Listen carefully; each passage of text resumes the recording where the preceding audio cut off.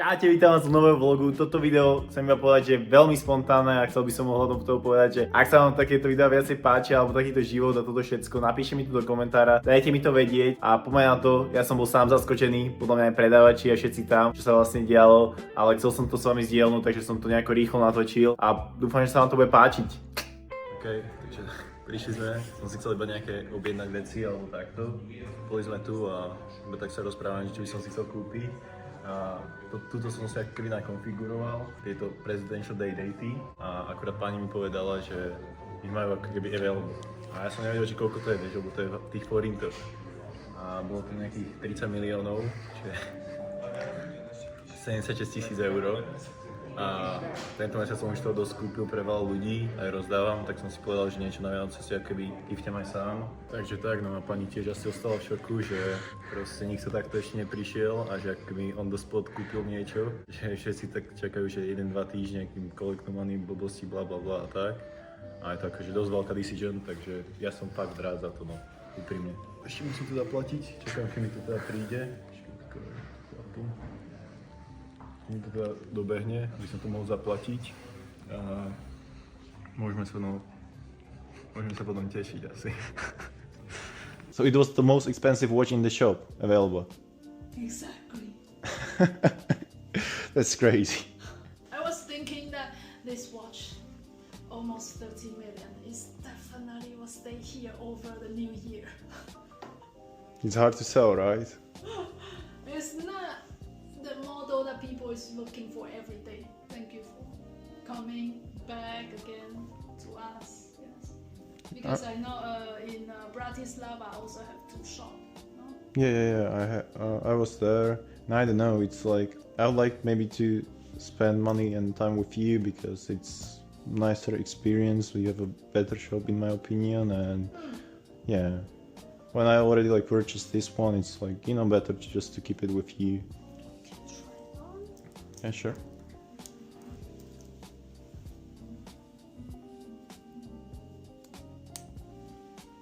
How do you think? Would it be too tight or I mean, maybe a bit tight, but I don't know how it would go if I want to wear it. Maybe it's a bit tight. I don't know if I'll try it. I'll because see. this one is Exactly. extra heavy. So Oh. yes. It's extra heavy, so it should Yes, be like it's that. much heavier than your Tejas, no?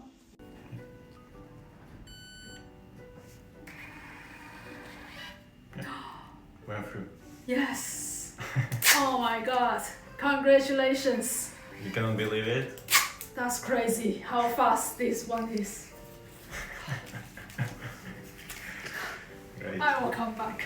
Ja sa na tomu reálne nemôžem uveriť, čo sa teraz práve stalo. Ja som došiel do Rolexu, lebo ja som si iba chcel objednať nejaké veci, akože že do toho wishlistu, vieš, tam musíme vyšli, že nároky na toto. A ja som rozmýšľal nad tými day-datami. Ja som chcel nejaké ombre, zlaté tieto mi vybrali, že 2 roky, 3 roky, potom mi tam priniesli nejaké Daytony, toto, priniesli mi to a ja som si tam ťukal a ukázal som, že toto by som chcel a ona že wow, počkaj, lebo tak sa iba kúkala, že čo? A že tie sú za nami a oni boli iba exhibition only, to je najväčšie klamstvo. Všetky, čo majú tu na mňa, tak sú reálne, že na predaj. Fakt ja to neviem už uveriť, ja fakt neviem tieto tieto proste peniaze na to a ja som si vral, že ako kúpil by som si to teraz. Včera som Starkom kupoval auto. Včera som kupoval auto a dneska som kúpil kámo hodinky za skoro 80 litrov, ja som proste z toho piči. To je neskutočné, ja to nechápem. Congratulations, Mr. Martin. Thank you. Thank you. Thank you very much. It's amazing. See you next year. Hopefully for the GMT Masters. Sure. Thank you. Fú, kámo. Odpalilo ma. OK, takže to bolo všetko z toho akoby momentu alebo takto, ja som to ani vlastne nevedel spracovať vtedy, ja som si to fakt neuvedomoval, možno až keď som prišiel domov, až potom, neviem, mňa to nejako tak hitne. Hlavne mňa to hitlo to, že to dostalo tú predavačku, tam vlastne bola, že fakt to nikto takto nekúpil A koniec koncov, ja som tam išiel kvôli tomu, že som si vlastne iba chcel ísť objednať na ten waiting list nejaké iné, alebo kúknúť si, vyskúšať si možno niečo, vieš, aby som to videl teda v realite, ale proste ma to dostal, no a kúpil som to proste na spote, lebo som si to nakonfiguroval, kúkam a že kokos, že majú tú store a akurát mi vraví, tak ja že tak berem. Dúfam, že ste to tam videli, ak nie, tak nie. No, teraz si môžeme teda prejsť, čo všetko som dostal, hej, lebo som dostal vlastne dosť aj k tomu giftov. Tu sú hodinky, je to akože fakt, že veľký box, hej. Potom dostal som voňavku, čo je proste iba pre fakt, že finančných asi žralokov, že fakt neviem, kto má Rolex voňavku, to som ani nevedel, že Rolex vyrába voňavky. Potom som dostal vlastne takéto poďakovanie. Takéto pekné. OK. A potom vlastne, čo mi tam ukazovali, je toto. Vlastne to sú tiež nejaký darček, to si otvoríme všetko. Potom vlastne túto čokoládku som ešte dostal, akože takú fakt bombonieru, tu otestujeme, takto na záver. A vlastne ešte nejaký tento katalóg. A ešte vlastne inú čokoládu, počkaj, tu idem zobrať. Potom vlastne ešte takúto čokoládu, že to už možno aj otvoriť. Poďme si to celé prejsť. A vlastne nám som nezabudol, hej, ale to dostal som aj pred tým hodinkám, to je vlastne takýto travel bag. No a poďme si teda otvoriť, otestovať aj všetko. Aby ste to mohli so mnou nejako zažiť alebo naskúšať. Minimálne dáme si teda aj okuliare, aby ste to možno videli z tohto POV-ku. Ako prvé ja si ukážem proste tieto hodinky v takomto boxe, aké sú. Hop.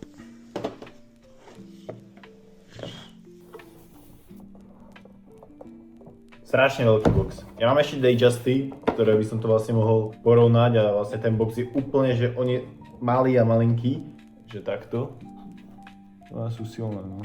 A neviem, ja keď to takto spätne berem, som bol vždycky taký, že som rozmýšľal nad tými olivovými day-datemi, čo mi tam ponúkli.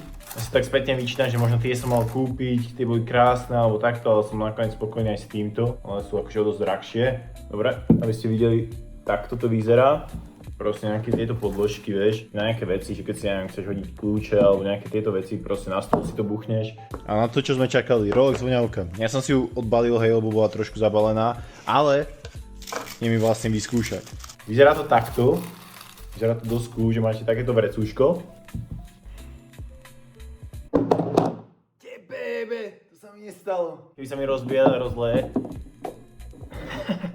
Takže vlastne takáto voňavka tu je. Za mňa je zaujímavá, no. Tak poďme si to otestovať, aby som vám to teda čo najbližšie vlastne spomenul. Ja mám celkom aj dosť veľkú zbierku voňaviek, neviem, či ste si všimli, rád ich zbieram, takže no proste mám rád tie voňavky, hej.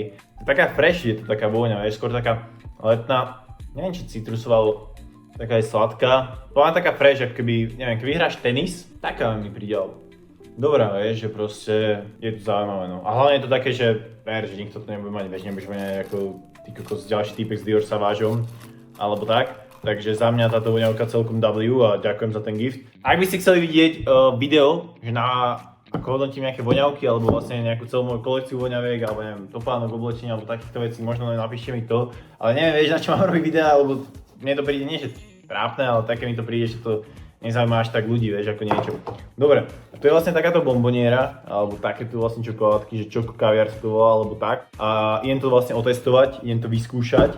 Čoko kaviár 75%, OK? Takže vlastne ideme to testnúť.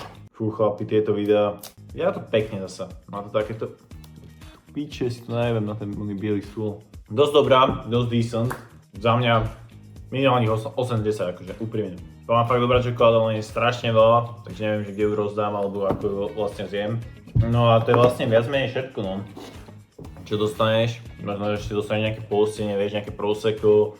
Ja som, keď som si kúpil tie Datejusty, som dostal, neviem, jak sa to volajú, tie makronky, potom som, neviem, dostaneš vodu, kapučínko. Čiže vedia sa o teba fakt, že ten servis je dobrý, sú tam celkom akoby dobrí ľudia, čo sa o teba postarajú. Takže vlastne koho zaujíma, ako to vyzerá na ruke, tak to vyzerá takto. Je to nádherné, len tieto hodinky, oni majú vlastne platinové, vlastne Daytony majú platinum, hej, s týmto dialom. A tá platina je vlastne extrémne ťažká, takže sú dosť heavy na tých rukách. Kámo, tie diamanty sú tam tiež silné, takže za mňa sú to nádherné hodinky. Sú to vlastne také stealth watch, alebo vlastne stealth wealth watch by som povedal, že nie sú úplne že flashy, nejaké zlaté alebo tak, ale je to proste nádhera. Mne sa strašne páči ten day-day, tak keby bracelet, je to super a je to niečo také, čo som hľadal.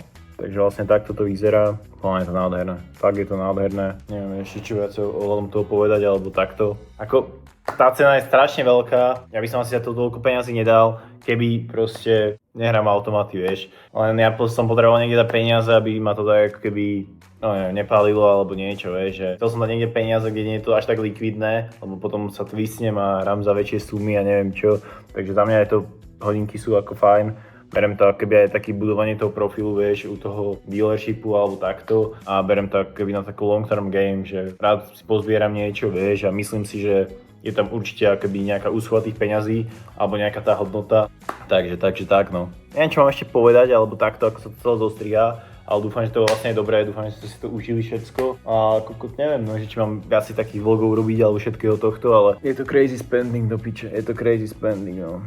OK, dúfam, že sa vám vlastne ten celý vlog páčil, alebo celý tento štýl, toho koncept. Ak chcete viac takýchto vlogov, ja sa budem snažiť ako nahrávať weekly, alebo takto, takže dajte určite odber, je to úplne zadarmo, dajte like a komentár, mňa to najviac podporí, ja nechcem žiadnu finančnú podporu od vás ani nič také, takže za mňa je toto najlepšie a vidíme sa ďalší týždeň u ďalšieho vlogu. Držte sa, čaute.